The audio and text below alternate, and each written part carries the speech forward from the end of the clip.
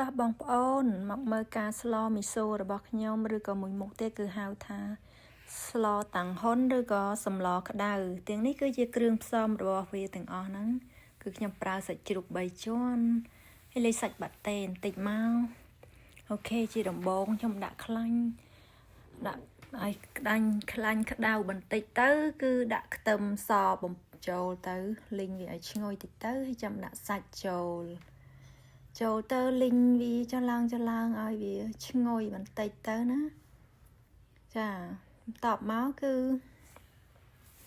យើងចាក់ទឹកត្រីចូលបន្តិចស្ករអំបិលបន្តិចទៅហើយនឹងម្សៅស៊ុបមាន់ដាក់មកតិចទៅហើយនឹងប៊ីចេងបន្តិចហើយនឹងនេះដាក់ហៃប៊ីចូល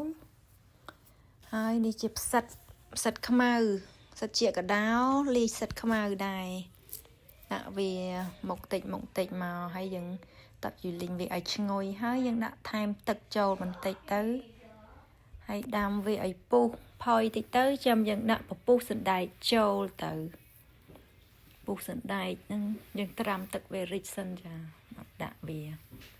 តពីចិត្តឆ្អិនមកពុះហើយយើងក៏ដាក់បន្លែចូលទៅខ្ញុំជាចិត្តហូបបន្លែដូចជា carrot ហើយនឹងឆៃថាវហើយនឹង carrot ដាក់ចូលដែរ3មុខហ្នឹងគឺវាអាចផុយដំណើរគ្នាអញ្ចឹងទៅយើងដាក់ចូលវាតែម្ដងទាំង3មុខហ្នឹងទៅហើយខ្ញុំចូលចិត្តត្រាវណាពេលស្លហ្នឹងត្រាវគឺត្រូវគ្នាម៉ាច់ហ្មងតបមកដាក់មីស៊ូនេះខ្ញុំប្រើមីស៊ូកញ្ចប់វាឆ្ងាញ់មកប្រើមីស៊ូនៅដុំក្រៅនោះគឺវាអត់ថ្លាឆ្ងាញ់ទេប្រើកញ្ចប់នេះគឺឆ្ងាញ់ហ្មងហើយខ្ញុំលេខសាច់ប៉ាតេមួយបន្តិចដែរហើយនឹងស្បែកជ្រូកដាក់វាចូលទៅប៉ុណ្ណឹងមកយើងចុងក្រោយនេះគឺដាក់ស្លឹកខ្ទឹមចូលនៅក្រោយគេជាមួយនឹងខ្ទឹមបំពង